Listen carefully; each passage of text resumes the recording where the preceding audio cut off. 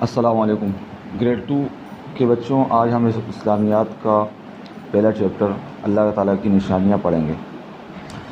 اللہ تعالیٰ کی کافی نشانیاں ہیں، جیسے کہ آپ غور کریں کائنات کے اندر تو سب کچھ ہی اللہ تعالیٰ نے بنایا ہے، لیکن غور کرنے سے آپ کو بہت کچھ نظر آئے گا۔ جیسے سب سے پہلے تو ہم اپنے اوپر دیکھیں تو آسمان نظر آئے، نیچے ہمیں زمین نظر آئے، پھل پودے پیڑ نظر آئیں، یہ سب ہی اللہ تعالیٰ کی نشانی ہے۔ لیکن کتاب والے نے یہاں پہ ایک چھوٹی سی اللہ تعالیٰ کی نشانی کا ذکر کیا ہے، جسے ہم شہد کی مکھی سے پہچانتے ہیں۔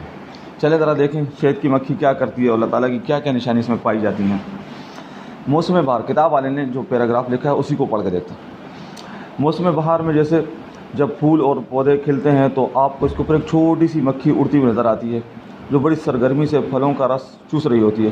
اس کو شہد کی مکھی کہا جاتا ہے۔ دیکھنے میں تو یہ ایک معمولی سی مکھی ہے، لیکن مگر تحقیق یہ ہے کہ انسان کے لیے انتہائی اہم خدمت سر انجام دیتی ہے۔ مشہور سائنسدان ڈان البرٹ آئنسٹائن کے اس بارے میں کہتے ہیں کہ اگر کرۂ ارض سے شہد کی مکھی کا وجود ختم ہو جائے تو انسان صرف 4 سال تک ہی زندہ رہ سکتا ہے۔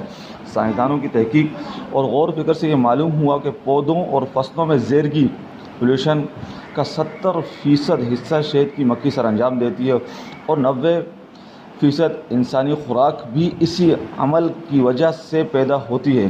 حشرات الارض میں صرف یہی ایک جاندار ہے جس کی تیار کردہ غذا انسان کھاتا ہے۔ یہ غذا شہد ہے، جو ایک لذیذ اور نہایت مفید چیز ہے اور بہت سی بیماریوں کے لیے شفا بھی ہے۔ شہد ایسی غذا ہے جسے دنیا کی کسی بھی جدید ترین لیبارٹری میں تیار نہیں کیا جا سکتا۔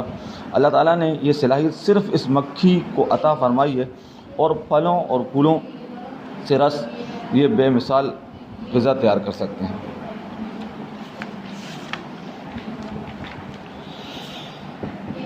قرآن مجید میں شہد کی مکھی کا ذکر فرماتے ہیں، اعوذ باللہ من الشیطان الرجیم، بسم اللہ الرحمن الرحیم، وَأَوْحَى رَبُّكَ إِلَى النَّحْلِ أَنِ اتَّخِذِي مِنَ الْجِبَالِ بُيُوتًا وَمِنَ الشَّجَرِ وَمِمَّا يَعْرِشُونَ ثُمَّ كُلِي مِنْ كُلِّ الثَّمَرَاتِ فَاسْلُكِي سُبُلَ رَبِّكِ ذُلُلًا يَخْرُجُ مِنْ بُطُونِهَا شَرَابٌ مُخْتَلِفٌ أَلْوَانُهَا فِيهِ شِفَاءٌ لِلنَّاسِ إِنَّ فِي ذَلِكَ لَآيَةً لِقَوْمٍ يَتَفَكَّرُونَ۔ سورۃ النحل، آیات نمبر 69 اور 68۔ ترجمہ: اور تیرے رب نے شہد کی مکھی کی طرف وحی کی کہ تو پہاڑوں اور درختوں اور لوگوں کے بنائے ہوئے گھروں میں چھتا بنا، پھر ہر پھل کا رس چوس اور اپنے رب کے ہموار کیے ہوئے راستوں پر چلتی رہے۔ اس شہد کی مکھی کے پیٹ میں ایک ایسا مشروب نکلتا ہے جو مختلف رنگوں کا ہوتا ہے، اور اس میں لوگوں کے لیے شفا ہے۔ بے شک اس میں غور و فکر کرنے والے لوگوں کے لیے نشانی ہے۔ آئیں ذرا غور کریں اس چھوٹی سی مکھی کو اللہ تعالیٰ نے کیسے کیسے کمالات سے نوازا ہے۔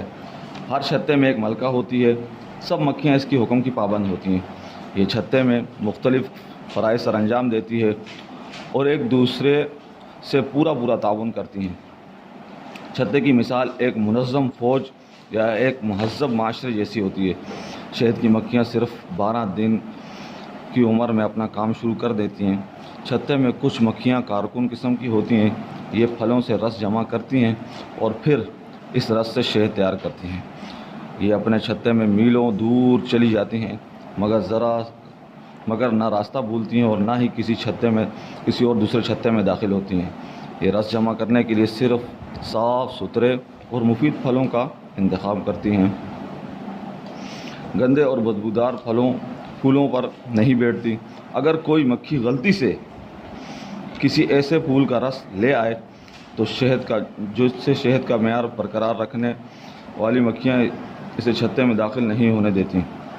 معیار برقرار رکھنے والے مکھیاں چھتے میں داخل ہونے والی ہر مکھی کو چیک کرتی ہیں کہ چھتے میں آنے والی مکھی صاف ستھرے پھولوں کا رس لے کر آئی ہے یا بدبودار پھولوں کا رس۔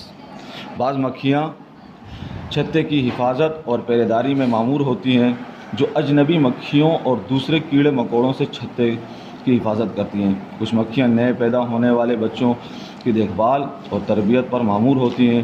یہ بچوں کو کھلاتی پلاتی اور اڑنا سکھاتی ہیں۔ شہد کی مکھی کا چھتا اعلیٰ کاریگری اور بہترین مہارت کا نمونہ ہے۔ اس کا ہر خانہ مجسس 6 کونوں والا ہوتا ہے اور تمام خانوں کی پیمائش بالکل برابر ہوتی ہے، اس میں معمولی فرق بھی نہیں پایا جاتا، گویا ان کو کسی انجینئر کی اعلیٰ تعلیم دی گئی۔ کائنات میں پائی جانے والی ہر چیز گواہی دیتی ہے کہ اسے ایک اعلیٰ اور برتر ذات اللہ تعالیٰ نے پیدا کیا۔ یہ اللہ تعالیٰ ہی ہے جس نے شہد کی مکھی کو یہ کمالات سکھائے۔ مچھلی کو تیرنا، پرندوں کو اڑنا بھی وہی سکھاتا ہے۔ انسان کو عقل، فہم اور شعور بھی اسی نے دیا۔ انسان اسی عقل اور شعور کی بدولت دوسرے جانداروں سے بہتر اور منفرد ہے۔ اللہ تعالیٰ انسان کو اپنی مخلوق پر غور و فکر کی دعوت دیتا ہے تاکہ ہم اصل حقیقت کو جان سکیں۔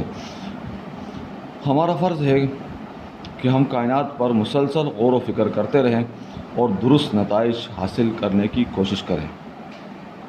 یہ تھا بچوں آج کا سبق، جس کی ریڈنگ میں نے آپ کو کر کے دکھائی۔ اس کے سوالات اور جوابات بھی میں نے کمپلیٹ لکھے ہوئے ہیں، انشاءاللہ وہ ان کی سب کی پکچر آپ کو سینڈ کر دی جائے گی۔ وما علینا الا البلاغ۔